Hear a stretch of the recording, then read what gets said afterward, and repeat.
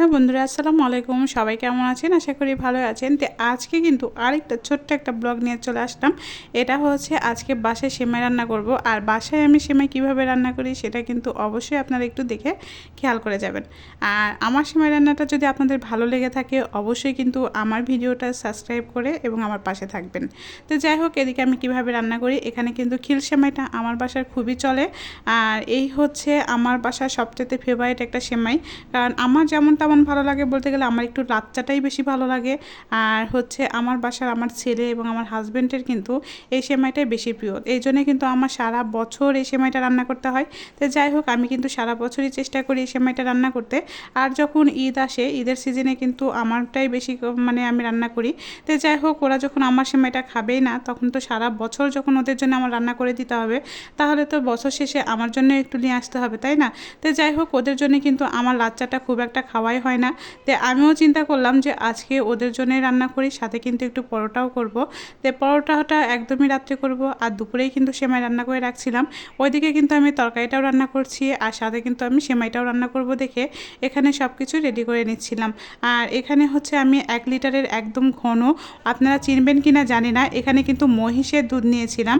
আর মহিষের দুধটা যে এত পরিমাণের ঘন হয় এবং এত মজা হয় সেটা আর কি বলবো, যারা খেয়েছেন তারা কিন্তু অবশ্যই জানেন।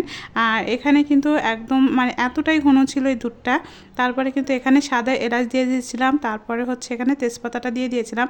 আমি কিন্তু আর কিছুই মানে মিষ্টি জাতীয় জিনিসে ব্যবহার করি না।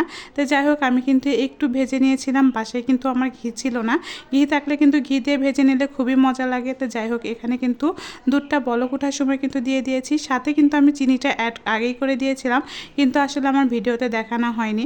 তো যাই হোক, এদিকে কিন্তু আমি সেমাইটাও দিয়ে দিলাম, আর চিনিটা কিন্তু আমি আগেই দিয়ে দিয়েছিলাম, কারণ চিনিটা এবং সেমাইটা একই সাথে বলক উঠবে।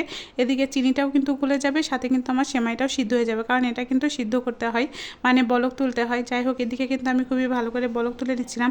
মানে এত পরিমাণে দুধটা ঘন ছিল যে একদম ফেনা ফেনা হয়ে যাচ্ছিল, যে আমি দেখতেই পাচ্ছিলাম না। তো যাই হোক, এরকম করে কিন্তু সেমাইটা রান্না করলে খুবই ভালো লাগে। আমাদের এখানে কিন্তু মানে আমাদের বাসায় একদমই দুধটা হতে হবে একদম নরম, মানে যেটা বলে দুধ দুধ যেটা, সেই রকম সেমাই হতে হবে।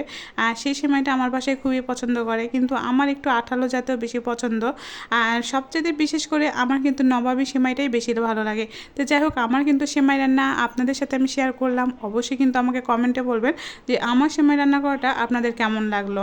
আর সাথে কিন্তু অবশ্যই আমাকে সাবস্ক্রাইব করতে আপনারা ভুলবেন না। তো যাই হোক, আমার কিন্তু হচ্ছে সেমাই রান্না করা হয়ে গিয়েছে। এদিকে কিন্তু আমার ফাইনাল লুকটা এরকম। আর এই যে ফেনাগুলো একদমই যাচ্ছিল না, আর এখন আমি কিন্তু হচ্ছে এটা ঢেলে পরিবেশনের জন্য রেডি করে নেব, আর সাথে কিন্তু কিছুটা পরেটাও বানিয়ে নিব।